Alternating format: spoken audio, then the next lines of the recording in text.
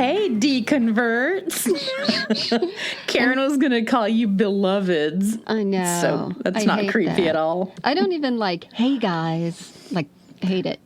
I don't like to be addressed at all. Welcome to... Hey, loser. That's it. Welcome to the podcast. We have a lot of new listeners recently, so I'm going to give our breakdown in 30 seconds. Bonnie and I grew up together in South Florida in a Baptist church. We both became Christians. We were both sold out for the Lord. Youth group, on, this and that. She became a heathen a lot sooner than I did. I became a missionary. And then, we both ended up... slow... Oh, yeah, okay, go ahead. I did into hell. Yeah. I did a slow backslide till I was gone. Quite invisible. And I was like, my whole life is this. I'm a missionary. Everything is this. And then reading the Bible, and then there were issues. And here we are. But we have Christians, we have non-Christians, we have pastors, we have all sorts of people who listen to us. And if you're that kind of person, you can listen. And there you go. And so welcome, new people. We're going to list you each right now. In alphabetical order. Whether or not you want your name read. The other day, you posted something on Facebook or Instagram that said, explain your deconversion story in 3 words. And what was yours? No, someone posted that on Twitter, and I just retweeted it. Yeah. And I just said, I'm out of here. That was it. Right. I mean, very clever, obviously. I also... You mean your 3 words? Uh-huh.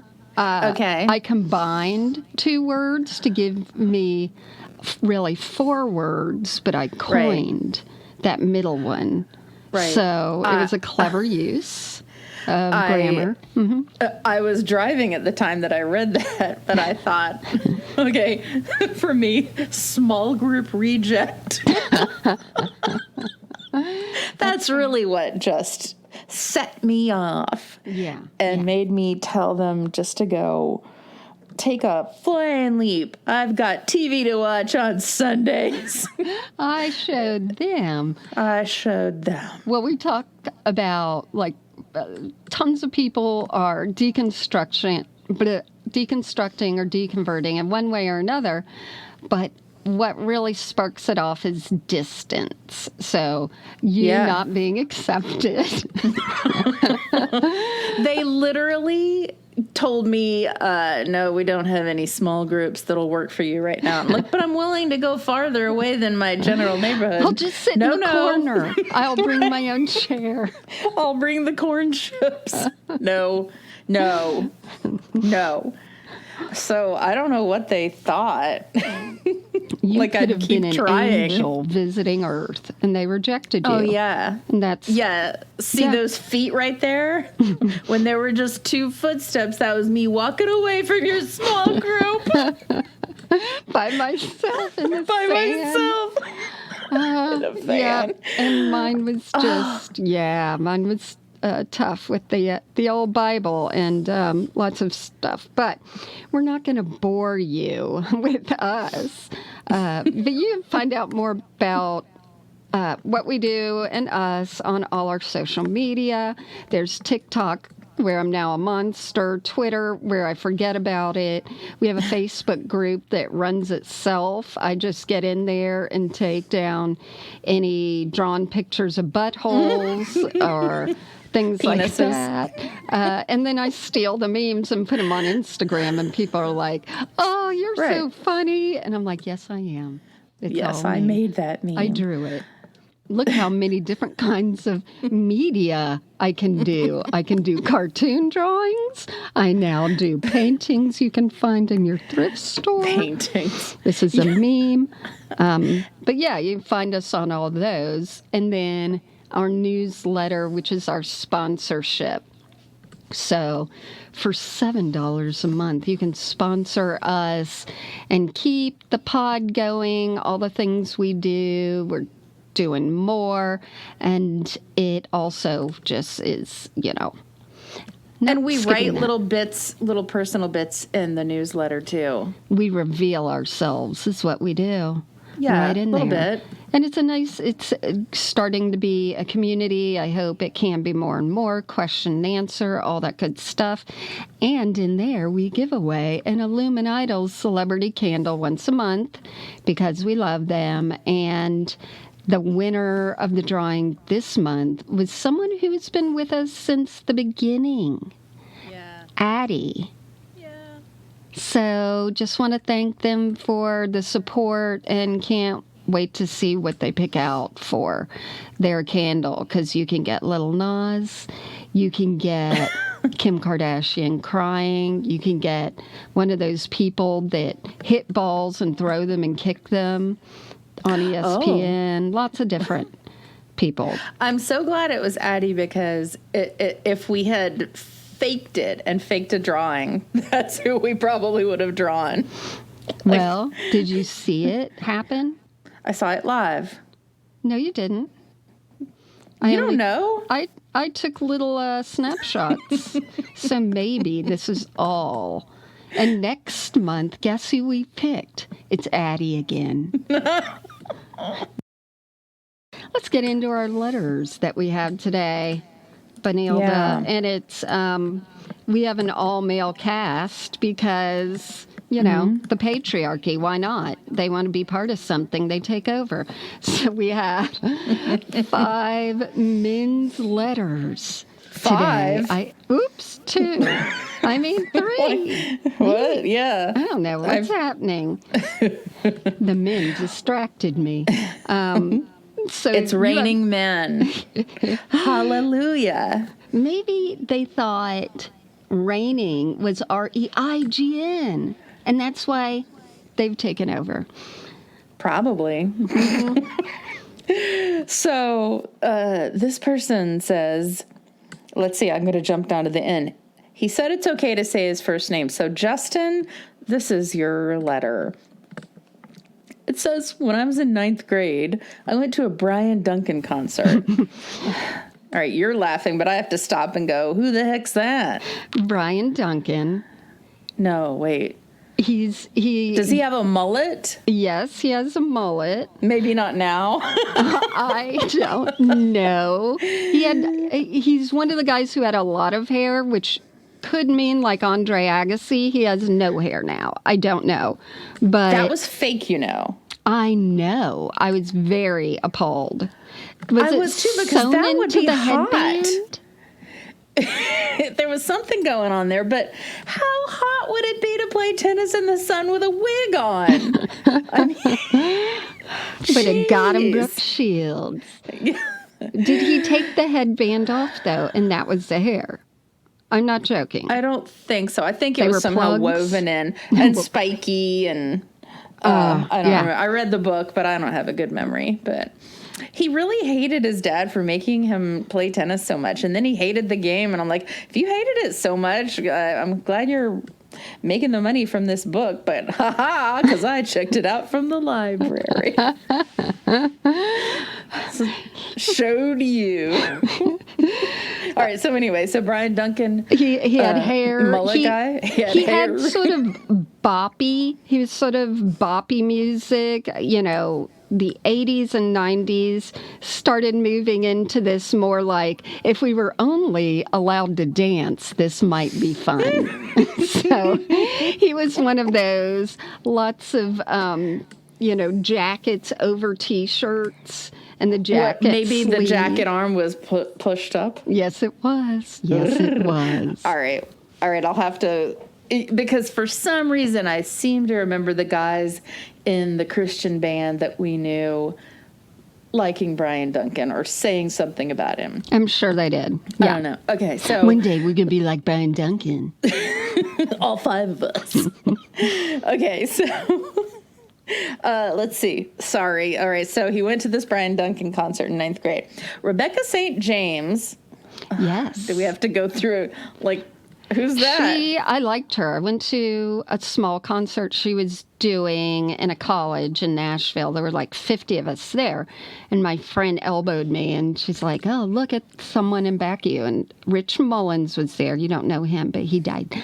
But Rebecca St. James, I didn't know, is a sister of the guy I took a picture of sneakily the other week. Oh, yeah. I was at a coffee shop and I put it up on our Instagram, follow us there, and said, why are these bros gathering? Are they youth ministers? Are they a Christian band? Are they friends, colleagues?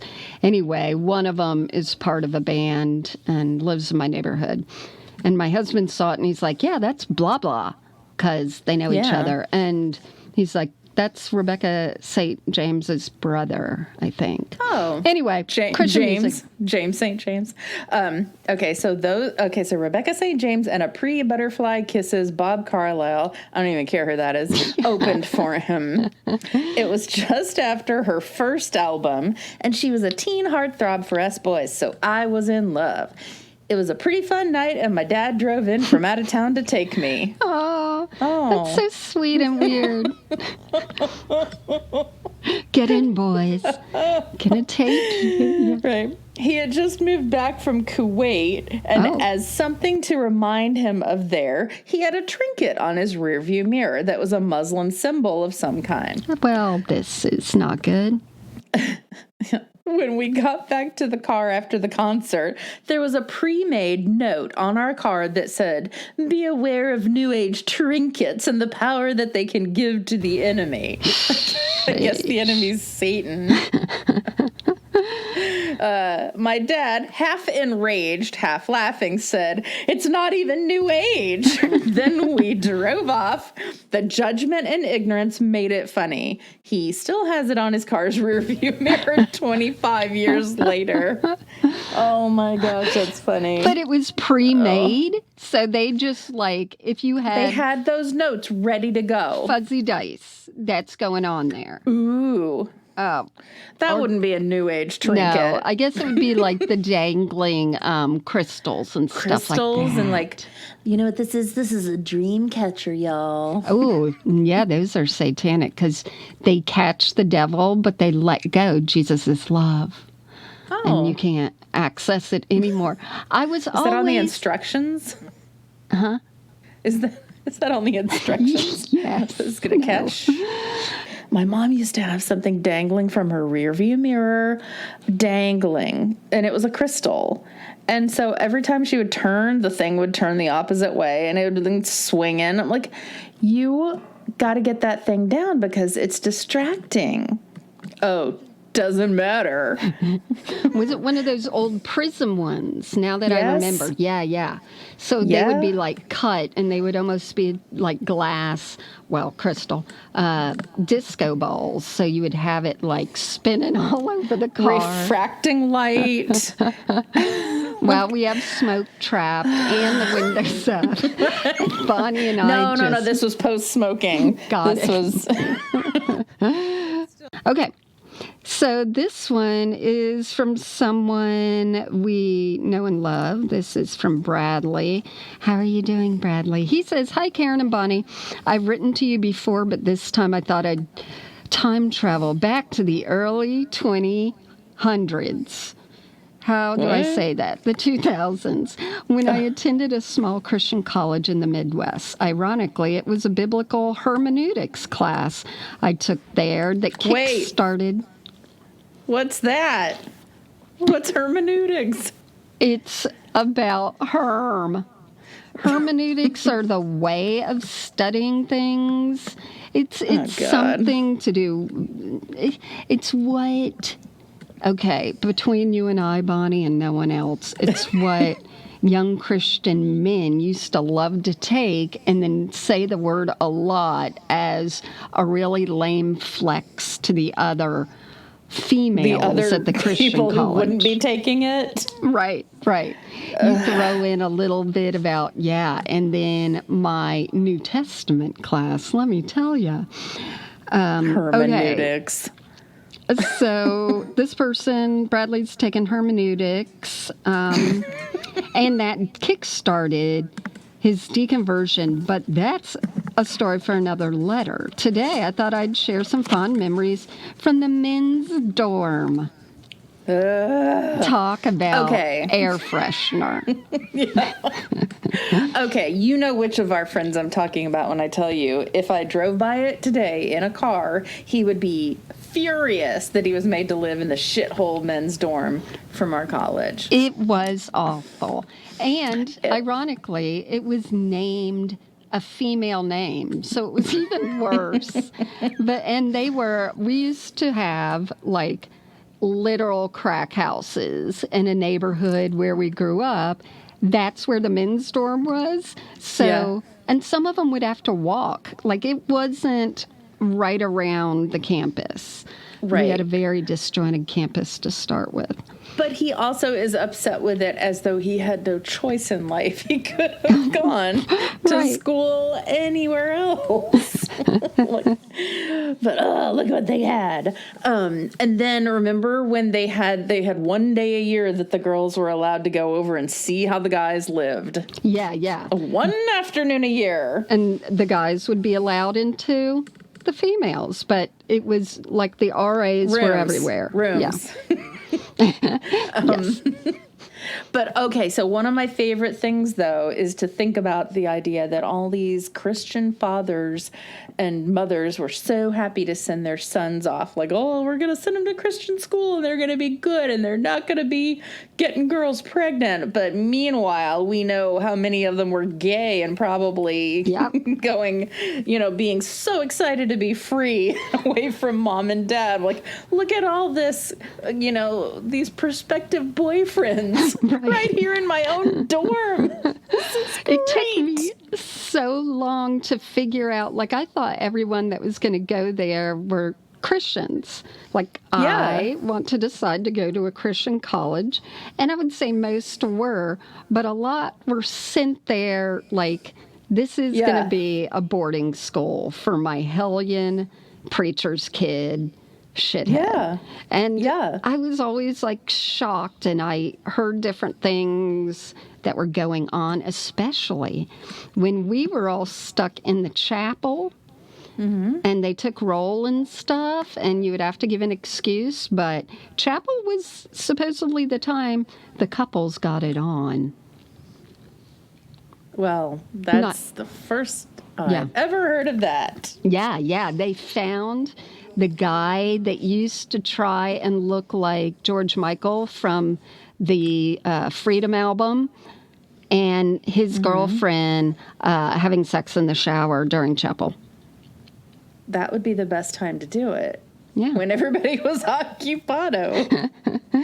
Okay, back to, I guess we should listen to our letters. I don't know. Okay. Whatever, Bradley. No. He wrote, even though we were expected to be deep in God's word at all times, like any college dorm, we had our share of pranks. Once, a guy on my floor left his room unlocked when he went to class.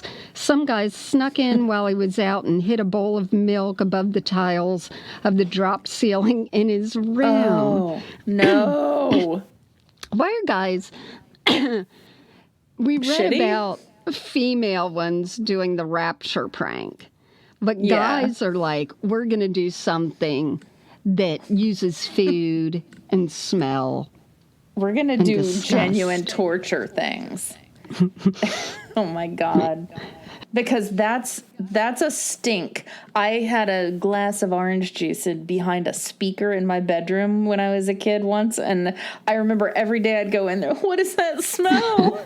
What is that? And I finally started ripping things apart, and it was just a moldy glass of orange juice. Why I put it behind a speaker, don't know, but... To bring up the taste. Okay, That wouldn't have happened with Tang. Go ahead. All right, so he did something with milk? put it up in one of those tiles, you know, how you can remove the tiles. Yeah. He assumed it was a dead mouse somewhere in the ventilation system, but it just got worse and worse. Even though it was the dead of winter, he kept his windows open to try to air out the room that said, and he invested in strong air fresheners. But nothing seemed to work. After a week or two, the stench was so strong that it drifted out of his room and could be smelled throughout our floor. So it smelled like pina colada and mouse. Gross. Finally, months later, after the milk had curdled and dried up and no longer stank, the bowl was discovered when his ceiling tiles were being replaced and the jig was up. Okay, how infrequently do ceiling tiles get replaced? That thing should have been discovered like 5 years later. Oh man, that's a good one. Another time, there was a guy who lived on my floor who'd grown up in an abusive home and suffered from severe PTSD. Being startled by loud noises was a real trigger for him and made him very upset. So obviously, the guys on my floor thought it was hilarious to scare him as often as possible. You know what you're doing? Mean. You're being Ellen, and you're being the Ellen Show, and it's not funny, and it's a cheap laugh. Okay. I'll never forget one night when he hid under his bed and... I'll never forget one night when they hid under his bed and scared him just as he started to fall asleep. He freaked out and chased them down our hall, waking up the entire dorm as he screamed, "I'm gonna fucking children." Oh my God. I think they left him alone after that episode. Did they have children? No. He was planning. Yeah. He's planning a long game, and he's right now just like, oh, I've been listening to this podcast. I forgot. I promised to your children. And there are people with their grown children. Daddy, why do you always lock our doors? Shut up. That's right. Finally, I'll never forget the night when my roommate and I came out to each other in a tear-filled conversation, though I think back then we called it struggling with same-sex attraction. After college, our paths diverged, and I fully deconverted, came out of the closet, and moved to New York City to work in the theater industry, while my roommate married a woman, had 3 kids, and spent several years working as a worship pastor in a small church in the Pacific Northwest. That is called diverging. Correct. Yeah, that is called betraying the woman, betraying your flock. That just, I don't know why I get triggered by that. See, I feel sorry for them, but I get both sides because I'm understanding. No, I'm joking. Fast forward to 2021, my old roommate has finally come out to his family and has begun deconverting himself. He and his wife are in the process of separating amicably, and he recently reconnected with me to ask my advice about dating men. That's very sweet. You were there for him, Bradley. Anyway, I hope you get a kick out of these stories. I love the podcast. Thanks so much for making us all laugh, especially during the shit show of 2020. Thank you. Bradley's nicer than I am. What? Bradley's nicer than I am. Bradley I would just be angry. Nicer. I know, I'm so mean. No. I'm working through my problems about anger. We bring it on the show so people can say, I don't want to be like these women. It's a service in itself. It's a service. All right, so here's one from Ben. He says it's okay to use his first name on the podcast. Have I told you about how they name the various benches in New York City? They'll put plaques on there and say, you know, in loving memory of my wife, you know, Hildegard, whatever. Right. So there's one outside a friend's place on 79th Street, and it just says Ben. And I just want to put CH. Bench. Who just puts the name Ben? That's so funny. No last name. No. Just Ben. Yeah. Anyway, all right, years back, I ran a stationery store in the Midwest. I'd gotten to know quite a few regulars by name and loved having conversations to make my time pass more quickly. Amen. One, that was mine, editorializing. Added. Yeah, Right. Sorry. One regular, let's call her Beth, would sometimes invite me to church. Ugh. I told you about the time that I got invited to church by way of giving me a free Chick-fil-A sandwich on a card. Here's a free Chick-fil-A sandwich and come to church with us. Okay. So she would invite him to a church, one that he previously attended and left for various culty reasons. I'm sorry, I already passed on that one. Right. Yeah. Oh, I went through that one already. One day, a regular dropped off a few handfuls of pins and buttons. They were the usual art school, esoteric nothing buttons, and not wanting to offend, I put them in a bowl on the counter and with a free sign. Not long after, Beth came in. After some casual conversation, I offered her a free button. She responded that free things made her wary. Like, what's the catch?